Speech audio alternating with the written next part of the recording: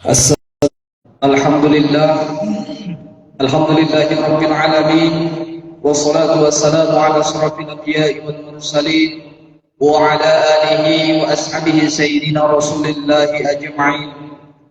Rabbi shrah li sadri wa yassir li amri wahlul 'uqdatam min lisani yafqahu qawli. Amma ba'd.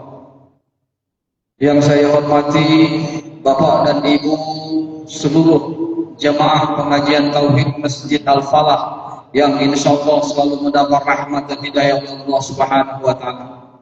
Yang sama-sama kita muliakan Bapak Ustaz Ahsani Takwin yang alhamdulillah pada malam hari ini masih berada di tengah-tengah kita, dan insya Allah selalu Allah jaga, Allah berikan kesehatan kepada beliau beserta keluarga, dimudahkan urusannya dan diluaskan rezekinya.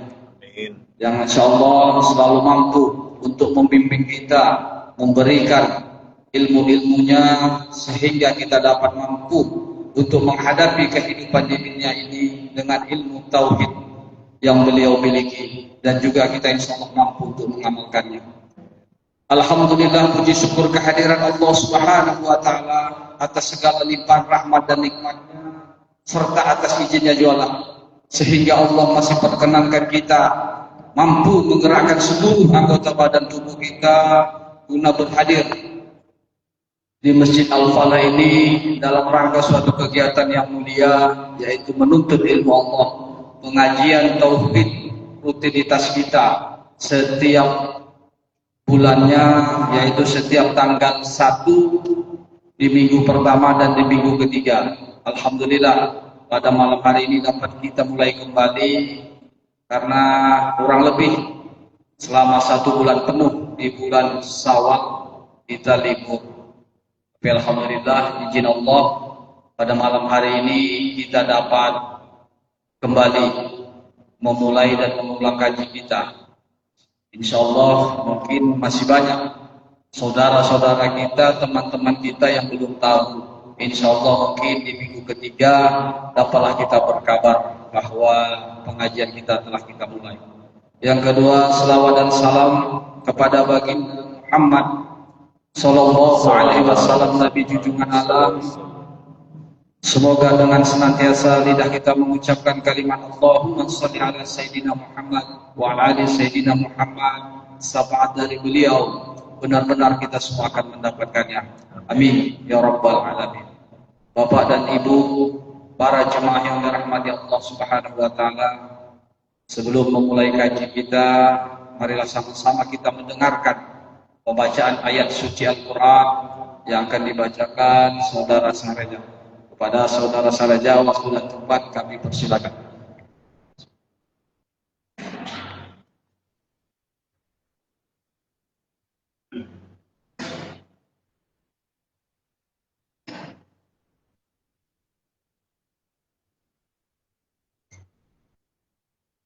Bismillahirrahmanirrahim. Wa bada lahum sayyi'atu ma 'amilu wa haqa bihim ma kanu bihi yastahzi'un. Wa qila al-yawma nansakum kama nasitum liqa'a yawmikum hadza wa ma'wakumun nar wa ma lakum min nasirin.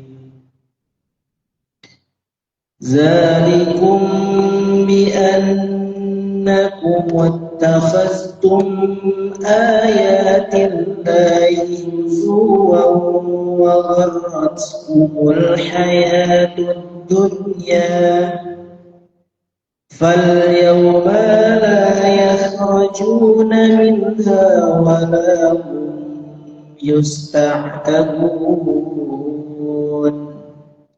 Falillahil hamdu rabbis samawati wa rabbil ardi rabbil alamin. Sadaqallahul azim. Alhamdulillah, terima kasih kami ucapkan kepada saudara Sahaja yang telah melantunkan ayat suci Al-Qur'annya. Semoga baik yang mendengar dan membaca selalu mendapat rahmat dan hidayah oleh Allah Subhanahu wa taala. Amin ya rabbal alamin. Baiklah Bapak dan Ibu para jemaah yang dirahmati Allah, marilah sama-sama kita masuki acara yang kita tunggu-tunggu, yaitu lanjutan pengajian kita insyaallah pada malam hari ini, yaitu bab yang ke-8 tentang ma'rifatullah. Kepada Al-Mukarram Al-Ustaz Bapak Hasan Tahwi, waktu dan tempat dipersilakan.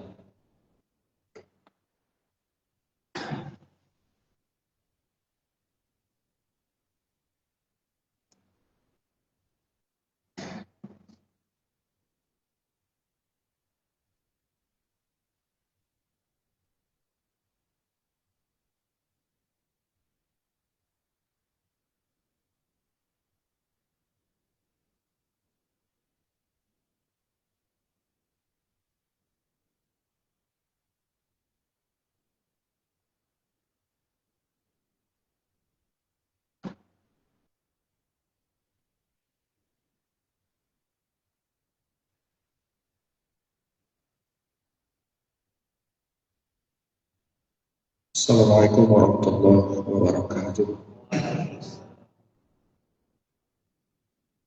Alhamdulillahirabbil alamin. Wassalatu wassalamu ala asyrofil anbiya'i wal mursalin wa ala alihi wa sahbihi ajma'in. Asyhadu an la ilaha illallah wa asyhadu anna Muhammadar Rasulullah. Allahumma shalli ala Muhammad wa ala ali Muhammad. Alhamdulillah, puji dan syukur kita kepada Allah masih memperkenankan kita sama-sama hadir di masjid ini dengan niat baik kita bermajelis ta'lim. Salah satu rezeki yang besar adalah ketika Allah masih mengizinkan majelis ilmu itu Allah berikan kepada kita, karena salah satu asbab diangkatnya derajat seseorang salah satunya adalah dengan ilmu. Maka duduknya saja orang di majelis ilmu itu dimuliakan oleh Allah, didoakan oleh para malaikat, dan insya Allah diberikan rezeki yang mahal. Apa itu? Pemahaman. Jadi belajar bukan sembarang belajar, duduk bukan sembarang duduk. Jadi kita hadir duduk di sini karena ingin mengharap dua hal yang termahal. Yang pertama adalah ridhonya Allah. Kalau Allah sudah ridho, aman hidup kita. Yang kedua, mendapat keberkahan. Ya, karena duduknya di majelis ilmu ini bisa mengundang keberkahan. Salah satu keberkahannya adalah Allah mudahkan urusan duniawi kita, bisa juga Allah mudahkan urusan akhirat kita. Makanya orang-orang yang duduk di majelis ilmu adalah orang-orang yang terpilih, ya. Orang-orang yang digerakkan oleh Allah. Dan kalau kita hari ini terpilih, maka bersyukurlah, mengucapkan Alhamdulillahirabbil alamin. Maka niat kita niatkan semata-mata karena Allah. Insyaallah. Baik, kita melanjutkan kembali bab ke-8, bab ma'rifatullah. Bab yang dimana banyak orang menyebut ini adalah kajian tinggi katanya. Ya. Kajian apa? Ma'rifat, gitu kan? Sering dengar gitu. Ada kalau di bab tauhid, kitab Al-Hikam masih bab 8 dari 230-an, 240-an bab, masih bab 8. Bukan menganggap rendah, bukan. Ma'rifat itu kaji dasar, bukan kaji yang tinggi. Tapi mindset orang katanya, kalau udah dengar katanya kaji ma'rifat, itu kaji gimana? Kaji yang nggak sembarang ustadz memang mau gitu yang bisa nyampe. Gurunya pun khusus gitu ya. Memang betul gurunya khusus tauhid, tapi juga tidak menjadikan seolah-olah ini kaji yang seolah-olah saya pernah dengar bukan untuk orang awam katanya. Loh, mana ceritanya ngaji bukan untuk orang awam? Justru karena awam lah makanya disuruh ngaji. Ada lagi yang saya dengar agak lucu. Nggak bisa ini disampaikan sama orang-orang yang belum mempunyai kapasitas tertentu. Ya. Belajar dulu, dalami dulu. Aduh, kalau saya cuma pengen bilang ini. Setelah saya mempelajari ya, panjang bab ini. Menurut Bapak Ibu, kalau Bapak Ibu ingin kenal sama Allah, kita kan hamba ya. Kan ingin kenal sama Tuhannya gitu ya. Kira-kira Allah permudah atau Allah persulit? Hah? Allah mudahkan atau Allah persulit? Allah mudahkan. Kenapa Allah mudahkan? Karena memang dasar untuk mengenal Allah itu adalah sadar dulu kalau dia bertuhan. Itu aja dulu. Betul nggak? Gini. Saya coba mensederhanakan pemahamannya gini. Kira-kira apakah orang yang beragama Islam semuanya ini, Islam, dia sadar Tuhannya adalah Allah? Itu dulu, sadar nggak? Sadar. Betul ya? Sadar Tuhannya Allah. Lalu pertanyaan kedua, apakah dia sadar mau menyembah Allah? Hah? Kira-kira pertanyaan kedua, apa setiap orang yang sadar Tuhannya adalah Allah, dia sadar mau menyembah Allah? Jawabannya apa? Belum tentu.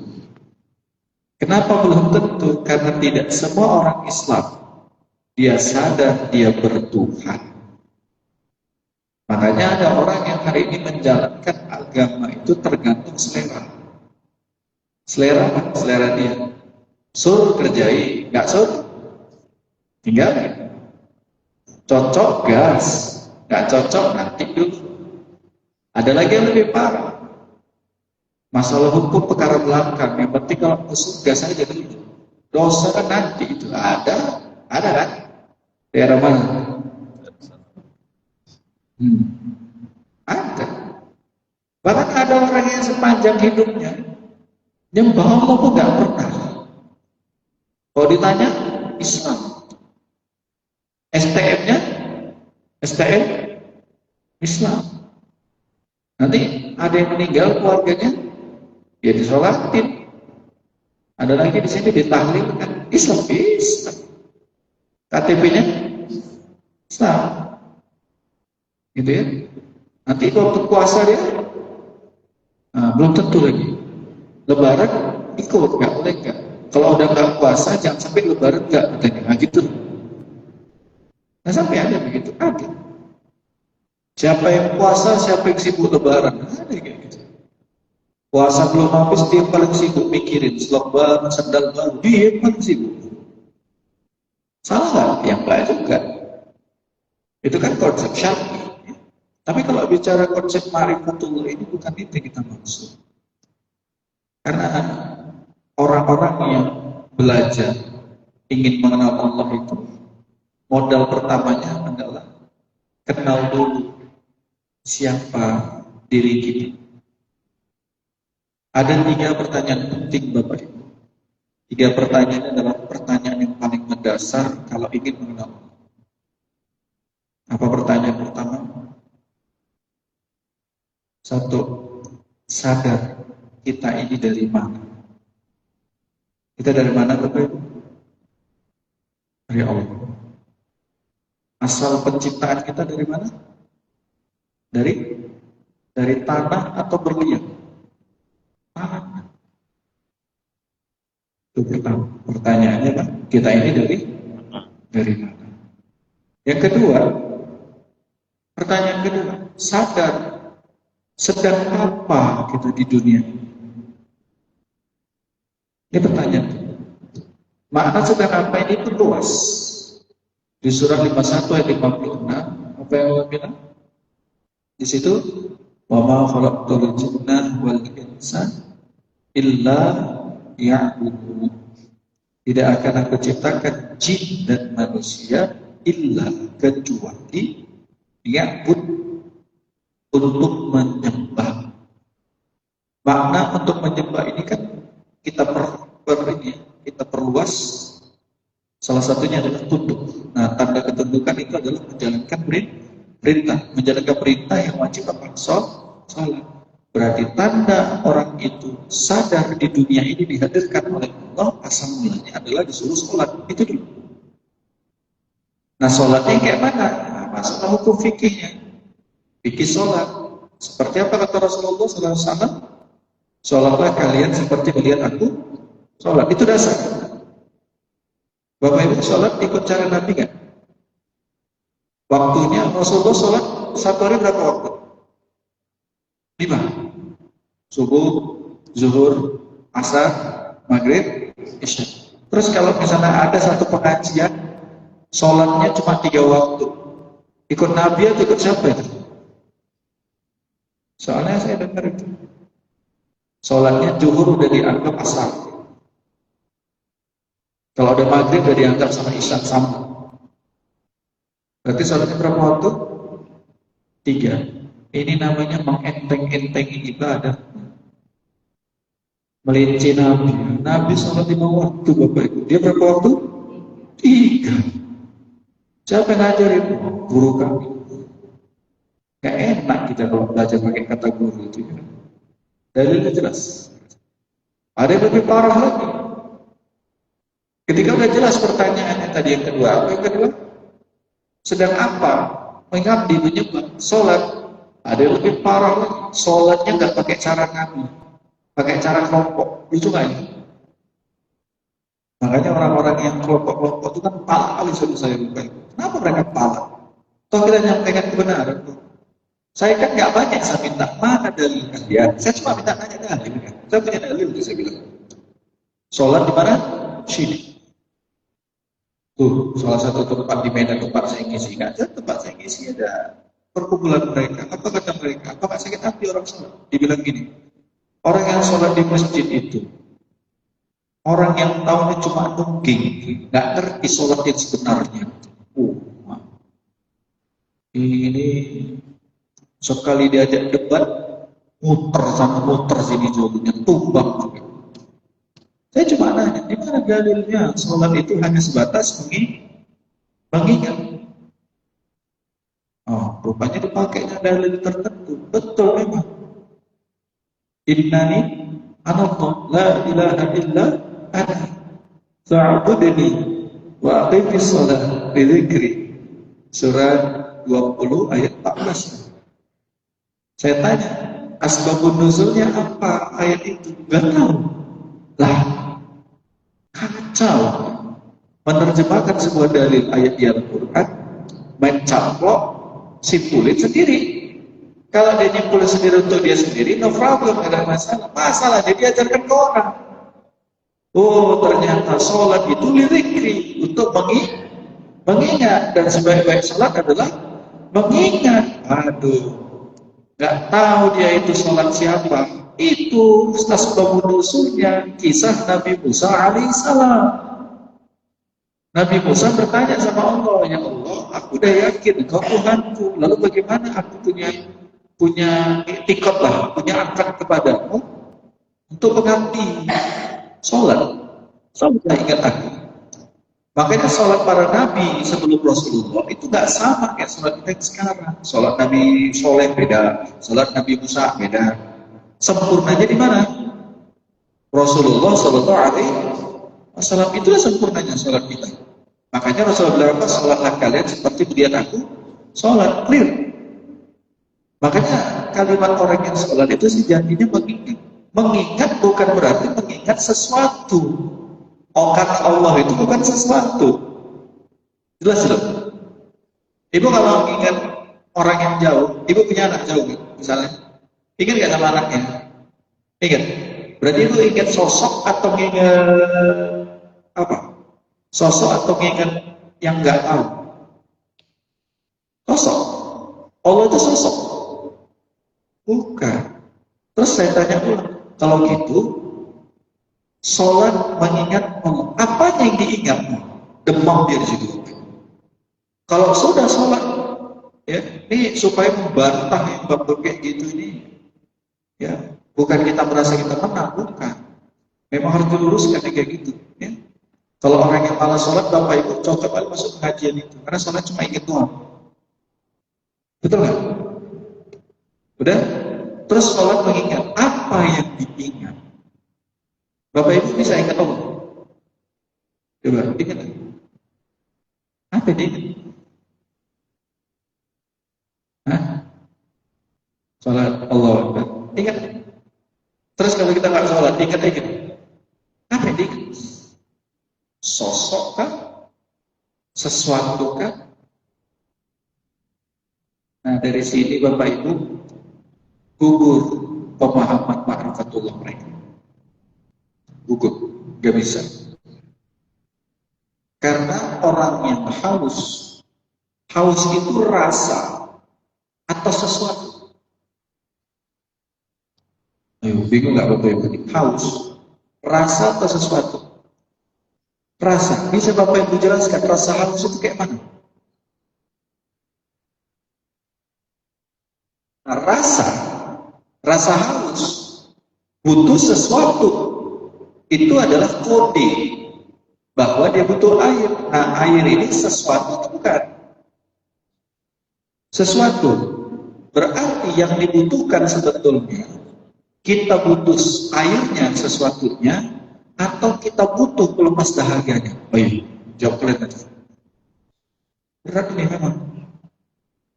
Yang Bapak Ibu butuhkan airnya atau pelepas dahaganya? Coba.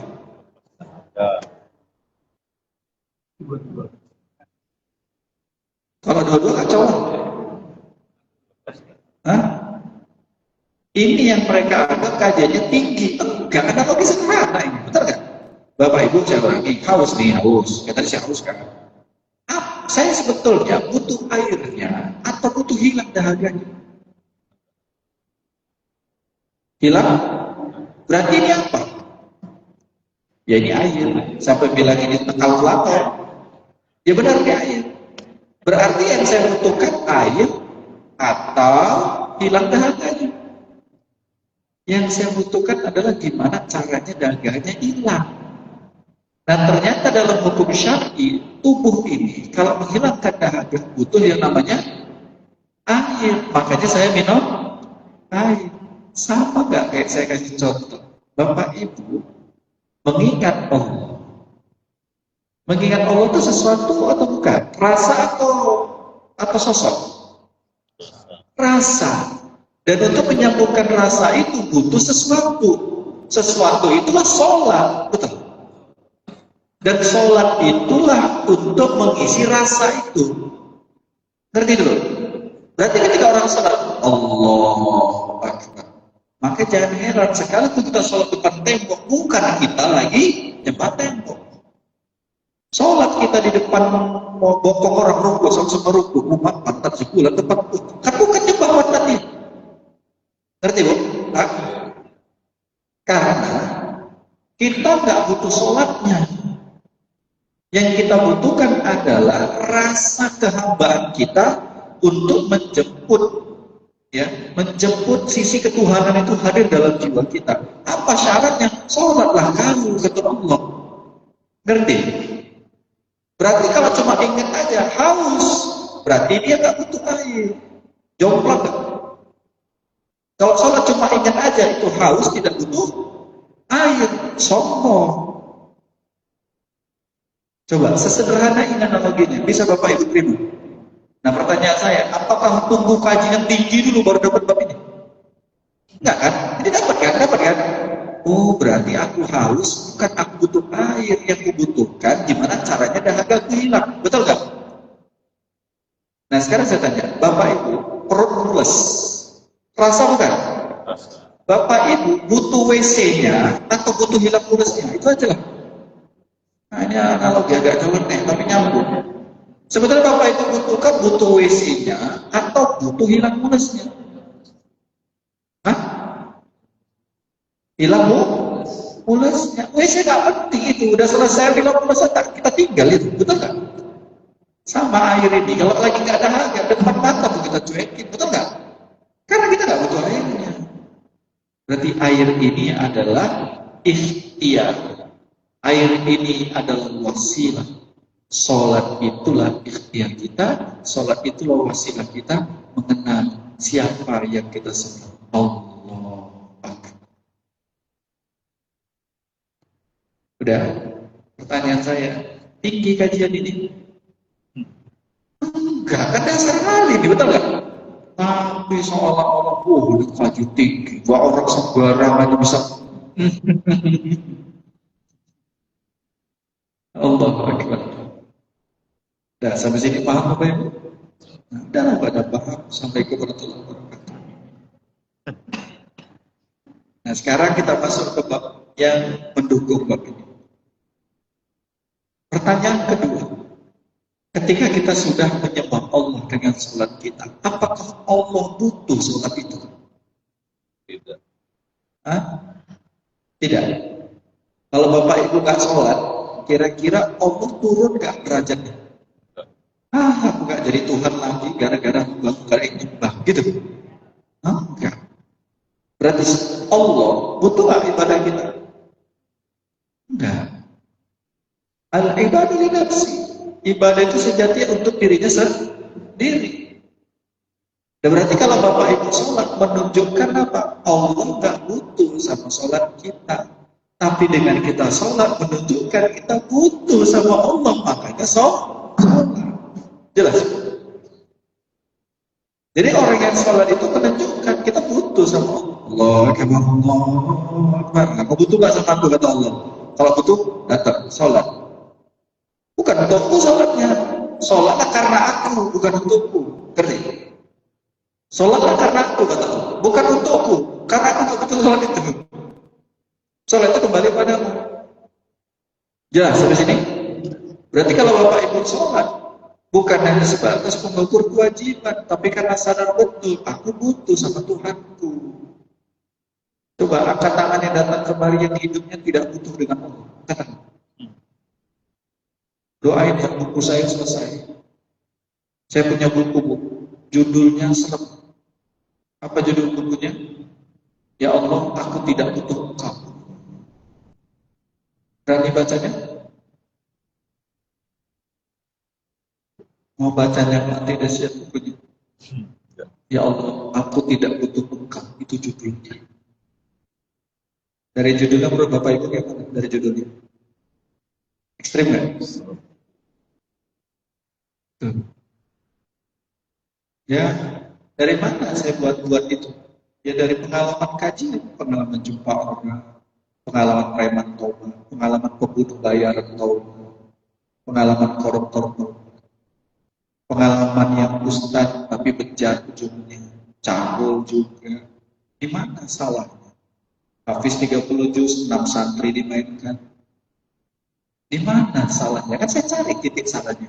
Kenapa yang maksiat kembali sama Allah lah yang menghafal Quran malah bejat gitu? Apa yang salah? Oh, ternyata ada satu titik yang tidak sesuai prosedur. Apa itu? Bukan hafalannya, bukan maksiatnya, tapi satu kesadarannya. Kesadaran itu dengan pertanyaan tadi. Apa pertanyaannya? Pertama, kita ini dari mana? Yang kedua, sedang. Nah, ketika ada dapat ini semua, baru masuk yang ketiga. Mau kemana? Mau kemana kita setelah ini? Ada tempat yang tidak bisa kembali, yaitu apa? Kematian. Nah, kematian itulah pintu awal kehidupan yang abadi. Bukan akhir kehidupan dunia, benar. Tapi pintu awal kehidupannya abadi. Berarti dunia ini sementara, akhirat selamanya. Nah, masa kita mau gadaikan yang selamanya demi sesuatu yang sementara? Jelas sampai Bapak Ibu? Di manajemen Husnul Fatimah, saya membaca salah satu artikel sahabat saya, ternyata hitungan hari orang yang meninggal umur 60 tahun, ternyata di akhirat itu hanya 1 jam setengah. Kalau meninggal umur berapa? 60 tahun itu umur berapa? Udah 20 berapa Ibu? Udah ada yang 60 berapa Ibu? Yang 70 ada? Nah, ibu berapa? 66. Nah, kalau itu meninggal nanti umur 60-an ini, ternyata di akhirat hanya terhitung 1 jam setengah. Berarti hidup kita hanya 1,5 jam. Singkat kali kan? Makanya nanti ketika ada orang yang meninggal di akhirat nanti, ada yang mereka baru sadar, ternyata singkat kali dunia jihad. Hanya 1,5 jam. Nah, kalau hanya 1,5 jam, masa sih kita gadaikan hanya urusan syahwat, urusan dunia gak ada habisnya, gak mau ngaji, padahal sebulan 2 kali. Ini saya nanya Bapak Ibu, materi ini penting nggak kira-kira? Penting. Tauhid itu penting sekali. Nah, kenapa saya sampaikan ini? Saya akan buktikan kepada Bapak Ibu semua, tidak mungkin Allah mempersulit seorang hamba yang ingin kembali kepada Tuhan. Tidak mungkin Allah mempersulit seorang hamba yang dia mau kenal sama Allah. Betul? Jadi janganlah kita premi ma'rifat khusus begini. Enggak. Ya Rasulullah itu mengajarkan kepada orang awam kayak mana? Jelas kan? Jadi jangan lagi terpakan materi seolah-olah ma'rifat itu adalah fadilah tinggi. Itu kaji paling dasar mengenal Allah. Ibu, Pak Saidi kalau mau jumpa orang, mau ngajak ngomong, syarat pertamanya gimana cara mengajak ngomongnya? Biar enak ngomongnya. Kenalan dulu. Bayangin, saya nggak pernah jumpa sama Bapak Ibu, naik angkot gitu. Tiba-tiba tante tegur, dari mana Bu? Sehat itu, sudah lama kita nggak jumpa ya. Ibu bilang apa sih? Siapa kau? Nanti notis kau gitu ya, betul nggak? Malah curiga orang, betul nggak? Jadi syaratnya apa? Kenalan dulu. Kenalan. Saya pernah duduk di pesawat, duduk sama seseorang. Saat itu saya naik pesawat dari Malaysia ke Jakarta. Duduk sih, kenalan. Dari mana? Oh, dari Medan. Oh, kok bisa dari Malaysia? Nah, gitu-gitu tuh. Oh iya, saya ada begini. Oh, Bapak dari mana? Oh, saya orang Jakarta. Ada meeting di Malaysia, Allah gitu. Berawal dari ngobrol, akhirnya ngobrol panjang lebar, betul nggak? Ya, jadi hati-hati. Jangan sampai kita tuduh Allah seolah Allah itu mempersulit kita. Nggak boleh. Jadi siapapun yang mengatakan kaji ma'rifatullah adalah kaji yang tinggi, dia akan bertanggung jawab di hadapan Allah. Dia telah memfitnah Allah karena Allah tidak pernah mempersulit hambanya. Kaji ma'rifat adalah kaji paling dasar. Sampai sini paham? Dan saya bertanggung jawab dengan kalimat ini. Ya. Nah, sekarang pertanyaan saya, Bapak Ibu mau kenal sama Allah?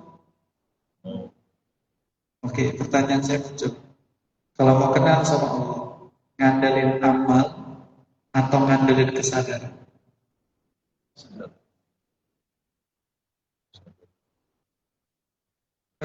Sadar. Ngandelin amal yang banyak atau ngandelin kesadaran jiwa? Sadar apa? Sadar. 3 pertanyaan. Dari mana? Sedang apa? Mampu. Terus ini saya baca ya. Idza fatahalaka wajh min at-ta'arufi fala tubal ma'ahu an qalla amaluka. Yang maknanya adalah jika fatahalak, jika Allah telah membukakan untukmu wajiblah menghadap, artinya membukakan satu pintu perkenalan gitu. Untukmu minat ta'arufi, dari perkenalan ta'arufi, fala tubal ma'ahu, jangan pedulikan, tidaklah engkau memperdulikan amalmu. Al-qala amaluka, jangan pedulikan amalmu, jangan kepedean di sini. Yang ahli amal, banyak amalnya, tidak menjamin dia kenal dengan Allah. Yang sedikit amalnya bukan berarti terhalang dari mengenal Allah. Jelas sampai sini? Jangan dikira orang yang sudah amalnya jos, qobliyah ba'diyah semua dikerjain. Amal wajib putus semua dihajar sama dia. Qobliyah ba'diyah selesai. Duha 12 rakaat. tahajud tiap malam. Apakah menjamin ini dia mengenal Allah? Apakah ini standar orang itu akan kenal Allah? Belum tentu. Bisa jadi itu kita menjadi orang ahlul amal. Tapi percaya nggak Bapak Ibu? Saya ngisi di Rutan Tanjung Pusat, ketemu napi para warga binaan itu. Mereka kalau ngaji sama saya Bapak Ibu, tato, badan, muka serem. Tapi kalau ngaji, nangis. Udah, habis sholat, habis kajian, sholat mereka. Ada yang sholat sunnah, karena kan masih ada waktu duha ya. Sholat mereka. Satu ketika, saya balik badan, persis seperti ini. Kalau mau keluar dari masjidnya lewat pintu ininya, marbot itu, keluar, di sudut sana ada orang yang sholat. Takbirnya dimeneteskan air mata. Allah, permukaan serem kali. Kalau berdiri aja dia di simpang tandem itu segenor. Tapi pas takbir Allah segenor. Kita apa yang membuat dia menangis? Apakah dia sudah ahlul amal? Belum tentu. Tapi hatinya sudah kenal dengan Tuhan Allah. Dia nikmati Al-Fatihah itu. Apakah dia sudah menjadi ahlul amal? Belum tentu. Tapi ada juga orang yang ahlul amal. Kalau sholat gak tanggung jadi imam, gak ada yang berani geser dia. Hanya malaikat maut yang bisa. Kalau ada acara-acara, dia yang paling ditunggu-tunggu. Ada nggak orang kayak itu? Ada. Terus, apakah ini juga yang dikatakan orang yang mengenal Allah? Belum tentu. Sekarang dapat pemahamannya. Mengenal Allah bukan tergantung dari banyak atau sedikitnya amal, tapi kesadaran jiwa. Dengan 3 pertanyaan tadi. Mungkin Mas Riki masih muda. Kalau dibanding amalnya sama Pak Saidi jauh apa itu maksudnya? Mungkin usia Pak Saidi jauh lebih berpengalaman soal amal dibandingkan Mas Riki. Secara usia putus Mas Riki kalah jauh. Tapi apakah menjamin yang lebih banyak amalnya dia yang paling kenal dengan Tuhannya? Belum? Loh, kalau gitu Ustaz, ngapain kita beramal? Nah, kalau itu pertanyaannya juga salah. Kan tadi dia udah dijelasin, amal itulah tanda kita butuh sama siapa. Allah. Ngerti kan? Itu nggak usah dibahas lagi. Dijelaskan di awal.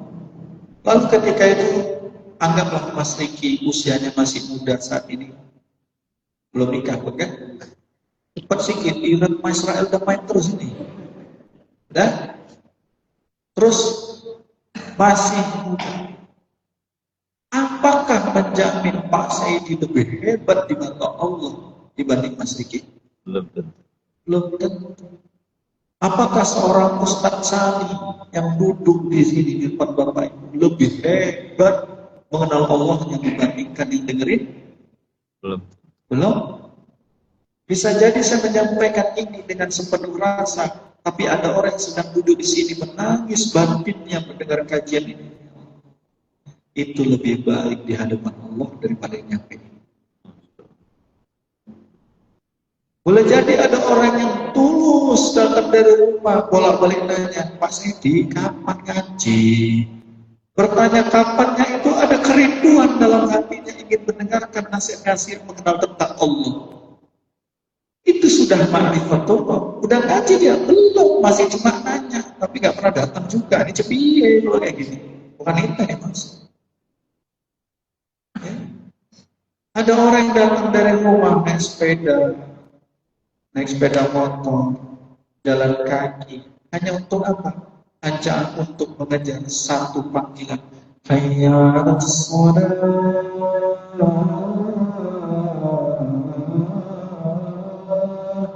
Ya Allah, kau panggil hamba, ya Allah, hamba datang. Yang satu lagi datang juga ke masjid. Kenapa ke masjid? Wah, aku benain kalau nggak datang tengok orang yang payah. Datang juga. Yang satu lagi, kenapa ke masjid? Mana di rumah pun ngapain? Masjid bukan. Beda niat-niat itu. Tapi ada yang datang mendayu sepeda, ada yang datang naik kereta, ada yang datang jalan kaki. Terdetak dalam hatinya, ya Allah, hamba butuh sama engkau. Makanya hamba datang. Subuh as-salatu khairun minan naum. Kenapa hamba datang bangun ya Allah? Padahal ngantuk kali hamba ya Rabb. Tapi karena engkau panggil, kok rasanya hamba malu. Terus tertidur sedangkan engkau menunggu hamba ya Allah. Hamba datang ya Rabb. Ngantuk dia. Dihidupkan yang kereta tak hidup-hidup Bapak Ibu. Jalan kaki ya Allah. Gelap. Dingin. Gerimis. Gak apa-apa ya Allah. Dunia semua ini. Dingin dunia, panas dunia, hujan dunia, becek dunia. Tapi hatiku udah berkiblat kepada akhirat. Datang. Sampai sini tak sempat qobliyah. Gak apa-apa ya. Yang penting hamba bisa sujud. Sampai sini ketinggalan satu rakaat. Gak apa-apa ya Allah. Yang penting hamba bersujud. Inilah orang yang berma'rifatullah. Dia datang bukan karena kewajiban, tapi dia sadar siapa dirinya di hadapan Allah. Ibu-ibu di rumah dengan suara azan langsung gelar sejadah. Ya Allah, azan, Allahu Akbar, Allahu Akbar. Gue saja wudhu. Wudhu, nikmati wudhunya. Salat Allah. Salat. Assalamualaikum warahmatullahi wabarakatuh. Assalamualaikum warahmatullahi wabarakatuh. Mungkin bacaan ibu tak seindah orang yang belajar ilmu tahsin, tapi hati ibu begitu tajam dekatnya sama Allah. Masya Allah. Jadi nasihat ini Bapak Ibu, kalau ini bisa menyentuh jiwa Bapak Ibu, saya ucapkan selamat. Kenapa? Karena salah satu tanda orang yang mengenal Allah adalah tersentuh hatinya ketika berbicara tentang Allah. Tapi ada juga orang berbicara tentang Allah gini aja.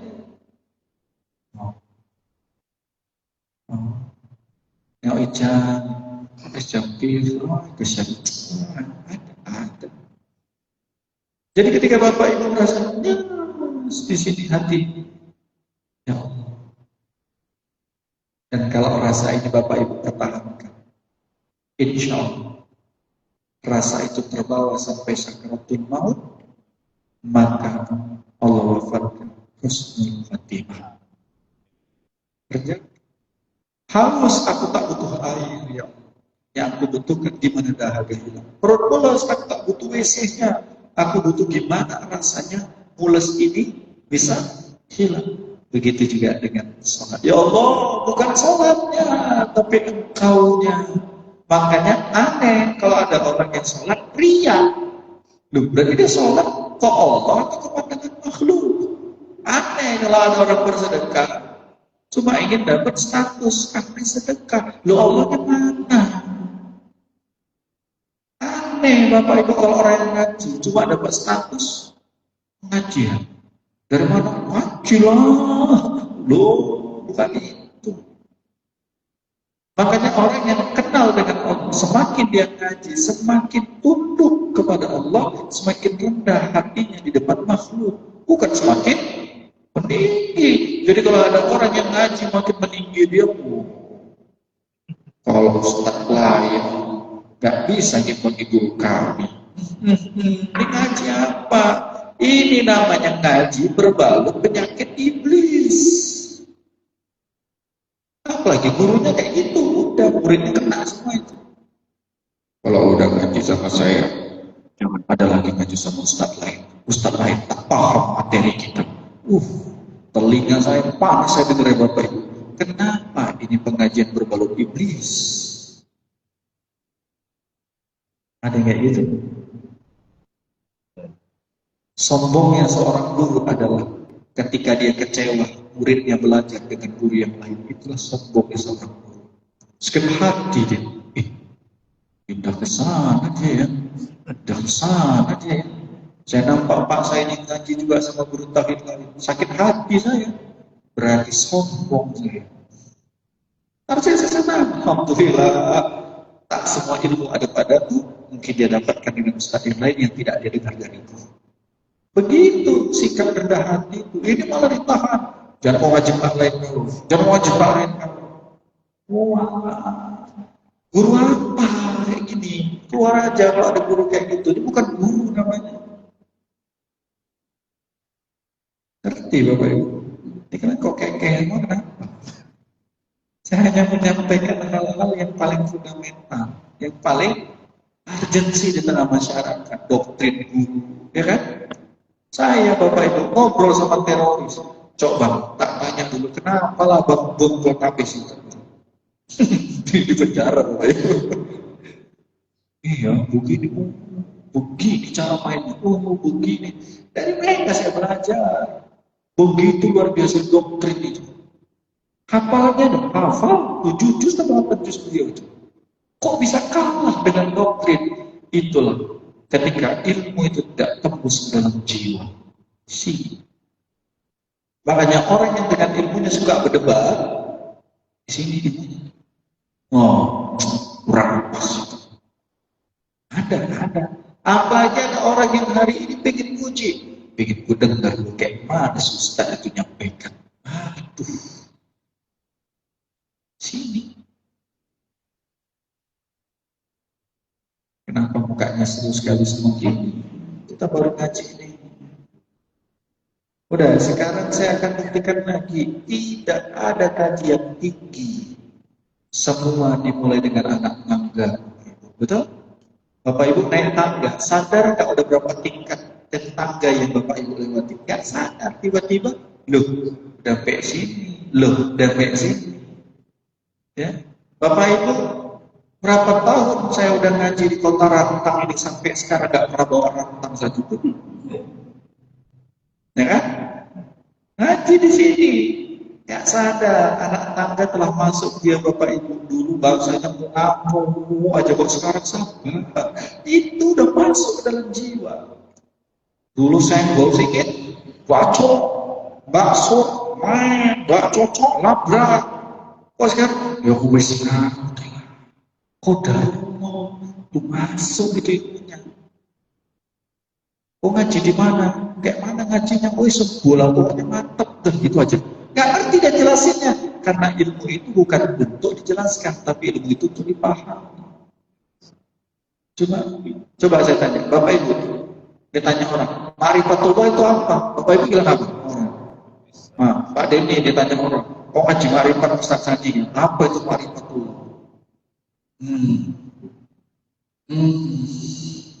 Apa? Ya apa? Bingung jelasinnya. Karena itu zona rasa. Tapi setidaknya ada kalimat. Selama niat dan tujuan kita sadar hanya dan untuk Allah. Itulah ibadah ma'rifatullah. Paten. Tetapi ketika kita beribadah tergelincir niat ini selain kepada Allah, berarti ibadah itu bukan ibadah ma'rifatullah. Karena orang yang berma'rifatullah sadar dirinya dari mana, sedang apa, mau kemana. Keren kali itu bisa jawab kayak gitu. Maksudnya kayak mana? Pokoknya itu. Gak usah tanya dalam lagi. Itu aja udah cukup. Udah cukup. Betul nggak? Cukup hanya dan untuk Allah. Kalau itu udah cukup, itu baru ma'rifat. Nggak penting ya orang mau puji, mau nggak datang ke masjid, mau jadi imam, jadi makmum, nggak peduli dia. Siapa imamnya? Nggak peduli dia. Mau imamnya baca panjang, mau pendek, nggak peduli. Yang kita mau sujud sama Allah. Tapi kalau baru nyampe aja udah protes, alah ganteng wah itu pula lain imam pasti ditengoklah. Ini bukan ma'rifatullah, itu masih syariat. Jelas? Tapi butuh nggak syariat itu? Butuh. Bapak Ibu udah nggak protes. Bapak-bapak udah nggak protes. Wah itu sarung itu aja ngapain ini tengokin. Nggak protes. Ibu-ibu pun nggak protes lagi. Nengok ini, nengok itu nggak protes. Karena apa? Karena aku datang kemari bukan untuk menatap makhluk, tapi aku menatap sang pencipta makhluk. Siapa? Allah. Sekarang saya tanya, apa perasaan Bapak Ibu duduk di sini? Dengar kajian ini. Ngantuk atau makin tunduk? Ngantuk. Tunduk kan? Tersentuh jiwa ini Bapak Ibu. Yang selama ini semenjak Syawal rakusnya udah mulai muncul. Kompleks pun dipangku kalau makan cemana. Takut bakar babi. Lontong semua satu batang itu tambah lagi. Masalah? Enggak. Ya, kayak masalah. Cuma yang kita bahas adalah orang yang berma'rifatullah itu adalah sadar betul. Bukan amal dia yang membuat dia kenal dengan Allah. Bukan sedikitnya amal membuat dia putus asa. Tapi amal itulah sebagai jalan dia sadar butuh dengan Allah. Berarti Bapak Ibu sholat karena Allah. Betul? Untuk Allah. Bukan karena sesuatu. Nah sekarang saya tanya, Bapak Ibu sholat duha karena Allah atau karena rezekinya? Berani. Karena Allah apa rezeki? Karena rezeki itu sesuatu, lepaskan. Tapi Allah gak ingkar janji kok. Nanti akan Allah kasih rezeki dengan cara yang terbaik. Insya Allah. Baik, cukup di pertemuan kita di bab Ma'rifatullah ini. Kita lanjutkan di minggu depan, di berikutnya. Masih di bab Ma'rifatullah. Di bab apa? Di bab 8 tentang antara keinginan kita dengan keinginan Allah. Mana yang lebih kuat kita jalani? Itu ma'rifatullah. Kalau ini masih bicara ibadah. Pertemuan keduanya bicara tentang antara keinginan Allah dengan keinginan kita. Hati-hati, jangan sampai keinginan Allah dengan keinginan kita justru kita paksa Allah mengikuti keinginan kita. Itu nanti di ma'rifatullah yang akan datang. Pak Denny dikasih sakit mules, senyum aja Pak, itu dari Allah. Usah Bapak protes. Saya gini sakit gigi, gak terasa? Enggak. Kenapa? Karena saya menerima takdir Allah dengan lapang hati. Kenapa? Saya gak usah kecewa, punya gigi aja sempurna. Betul nggak? Nah, coba, kalau kita mau sampai ke titik itu, nanti kita belajar di bab berikutnya. Insya Allah. Sampai nanti Bapak Ibu merasa ada duit, gak ada duit, hati tetap tenang. Ada duit gak berlebihan, gak ada duit, biasa-biasa aja. Dan akhirnya apa? Kita sadar betul bahwa Allah itu sudah menjamin hidup kita dan tidak pernah pusing dengan apa yang tidak ada dengan kita. Insya Allah, kapan itu? Tanggal? Belum Idul Adha kan? Oh iya, 7. Baik. Ada yang mau tanya? Tidak paham semua. Yang baru mulai udah kena obatnya gitu, Pak. Betul nggak? Kekerasan. Ada lagi? Tanya? Nggak ada kan balik nih. Mas Riki ada beritanya. Ada ibu-ibu menitipkan jodoh sama saya. Itu mau. Maju malam. Udah ada belum? Saya yakin. Hah? Bapak saya dia jauh. Hah? Belum. Mateng putih. Serius, Allah ibu itu menitipkan anak itu tak mau pacaran, dia minta anak saya sudah berbesar, carikan nafsu. Karena mama yang ngaji sama saya. Saya tahu betul anaknya, Masya Allah. Gak neko-neko, mau minta ya, Masya Allah. Tapi Mas Riki dingin aja dia, segan juga.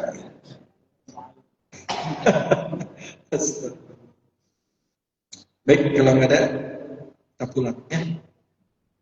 Ada lagi? Udah? Cukup? Baik, kalau nggak ada, kita cukupkan dengan apa? Alhamdulillah. Kita istighfar kepada Allah. Astagfirullah. Astagfirullah. A'udzu billahi minasyaitonir rajim. Bismillahirrahmanirrahim. Alhamdulillahirabbil alamin. Wassalatu wassalamu ala asyrofil anbiya'i wal mursalin wa ala alihi wa ashabihi ajma'in. Ya Rabbana ya muqallibal qulub, ya Rabbi ya arhamar rahimin, bi rahmatika ya arhamar rahimin. Ya Allah, ridhoilah kehadiran kami di malam hari ini. Duduknya kami di majelis ini, ya Allah. Kuatkan hati dan jiwa kami, agar apa yang kami niatkan malam hari ini semata-mata mengundang cinta dan keridhaan-Mu, ya Allah.